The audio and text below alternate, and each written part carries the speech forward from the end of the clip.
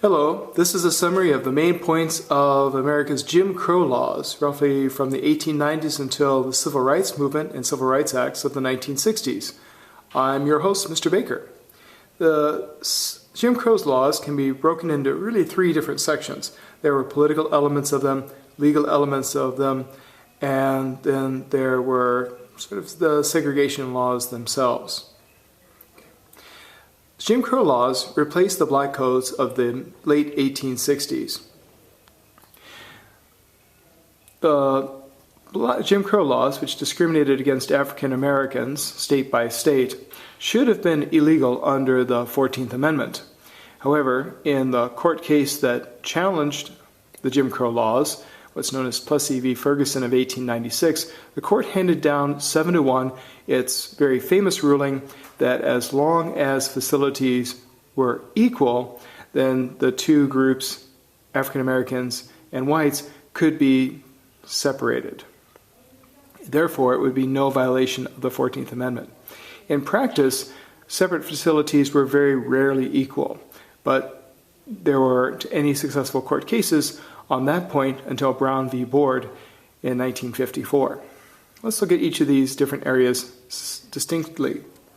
One element of the Jim Crow laws was political, trying to shut African Americans and freedmen out of the political activity. These could be done in many different ways. One was literacy test. You'd show up at the poll, and before you could vote, you had to pass some kind of a test. Maybe it was on U.S. history or constitutional history, or maybe it was sort of a quiz that had more trivial or sort of a brain teaser approach. If you didn't pass the test to the satisfaction of the person who was working at the poll, you could not vote. Another way to discourage people from voting was poll taxes, that you'd have to pay to vote. And for the very poor, this was not acceptable.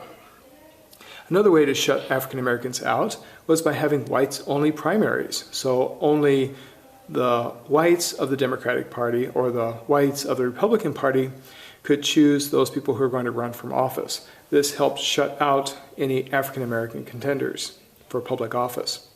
Another was that the grandfather clauses.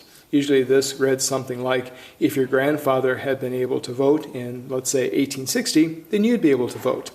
Clearly, most freedmen didn't have grandfathers who could have voted, and they would have been ineligible to vote. Why do we need grandfather clauses when we already have poll taxes and literacy tests to shut people out? Good question. It seems that the main reason was because many poor whites could not pass the literacy tests or pay the poll taxes, so you needed some other way to enfranchise those people while continuing to shut out African Americans. These approaches to preventing African Americans from voting were upheld by the Supreme Court in 1898.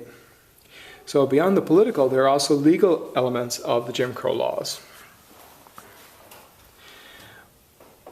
One of these is that freedmen and African Americans were not permitted to sit on juries. They were not allowed to participate in the public legal process. If you were arrested and convicted as an African American or as a freedman, usually you suffered heavier punishments, longer prison sentences, stiffer fines for what you've done. And then there was an entire extra legal component of the code as it applied to African Americans and freedmen. That was lynchings, mob violence, usually at night, often men, but women as well. It's estimated in AMSCO that there were 1,400 lynchings or illegal killings in the 1890s alone.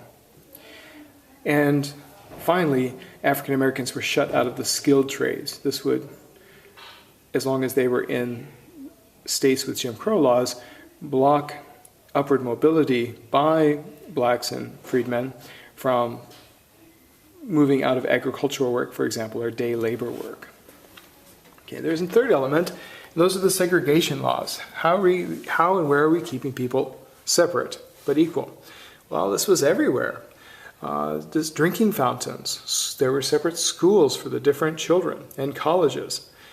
Bus stations and buses themselves were segregated. Theaters and restaurants. Just about every aspect of public life in the American South and in other areas as well were segregated based on your skin tone. About the only areas that were not segregated were streets and stores. Okay. So these are the main areas of the Jim Crow laws where segregation applied, how it applied to the legal system, and how it applied to the political system. I've been your host, Mr. Baker. Thank you.